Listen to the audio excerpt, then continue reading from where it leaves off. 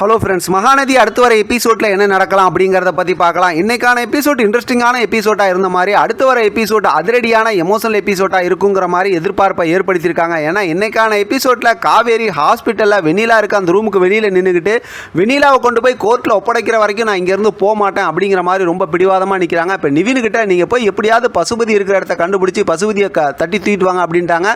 ஒரு பக்கத்து பார்த்தோம் அப்படின்னா நிவின் வந்து எப்படியாவது நம்பிராஜனை கண்டுபிடிக்கணும் அப்படிங்கிற மாதிரி போய்கிட்டு இருக்காங்க. அது சம்மந்தமாக இன்னைக்கான எபிசோட் லாஸ்ட்டில் சூப்பரான ஒரு ப்ரொமோவும் காட்டினாங்க. இன்னைக்கான எபிசோடோட அதாவது எபிசோடும் சூப்பராக இருந்துச்சு, எபிசோடுக்கு லாஸ்ட்டில் காட்டின ப்ரொமோவும் ரொம்ப அதிரடியாக இருந்துச்சு. ஏன்னா இப்போ குமரன் கரெக்டாக வந்து நம்பிராஜனை எங்கே கட்டி போட்டு வச்சுருக்காங்களோ அந்த இடத்துக்கு போயிட்டு அடித்து தூக்கி எறிய ஆரம்பிச்சிட்டாங்க. இதில் என்ன ட்விஸ்ட்டுன்னு பார்த்தோம் அப்படின்னா அந்த இடத்துல அடித்து தூக்கி கடாசுறாங்க. இன்னொரு பக்கத்து பார்த்தோம் அப்படின்னா நிவின் வந்து பசுபதிக்கு தலை மேலே அடியை போட்டு, அதாவது பசுபதியும் இருக்காங்க, கூடவே பார்த்தா ராகினி இருக்காங்க, அவங்களையும் அடித்து எல்லாத்தையும் பிடிக்கிறாங்க. அப்போ எல்லாத்தையும் லாக் பண்ணி பிடிக்கிறாங்க. இன்னொரு பக்கத்து பார்த்தோம் அப்படின்னா ஹாஸ்பிட்டல்லேருந்து வெண்ணிலா நல்லாவே நடந்து போகிறாங்க, நர்ஸ் எல்லாம் கூட நடந்து கூட்டிகிட்டு போகிறாங்க. கூட பார்த்தா போலீஸ் எல்லாரும் இருக்கிறாங்க. அடுத்து போய் ஆட்டோவிலையும் ஏறுறாங்க.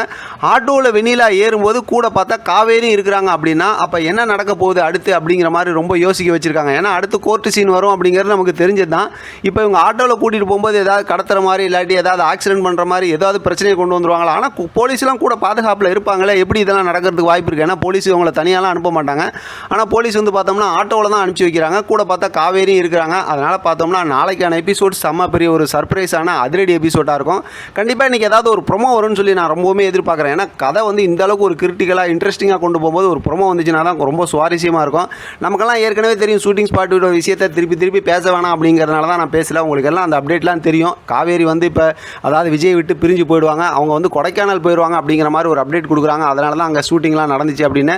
அடுத்து விஜய் வந்து விடுதலை ஆகிடுவார் அப்படிங்கிறதும் தெரியுது. ஆனால் வெண்ணிலா வந்து இந்த நேரத்தில் என்ன மாதிரி முடிவெடுத்து விஜய் வெளியில் கொண்டு வராங்க அப்படிங்கிறது கொஞ்சம் சஸ்பென்ஸாக தான் இருக்குது. ஏன்னா இப்போ காவேரி பேசினாங்க, வயிற்றில் வளர்கிற குழந்தை மேலே சத்தியமாக நான் வந்து விஜய் உனக்காக விட்டு கொடுத்துட்றேன் அப்படிங்கிற மாதிரி சத்தியம் பண்ணி கொடுத்துருக்காங்க. என் சத்தியத்தை காப்பாற்றுறேன்னு வேற சொல்லியிருக்காங்க இல்லையா?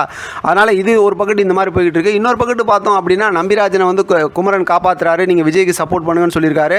அதே போல் பார்த்தோம் அப்படின்னா நிவினும் பார்த்தா பசுபதியை அடித்து மண்டை மேலே அடித்து தூக்கிட்டு வராரு. அப்படிங்கும்போது இப்போ அவங்க சொல்கிற அந்த சாட்சி மூலமாகவே விஜய் ஆஸ்வஜலாக வெளியில் வந்துருவார்.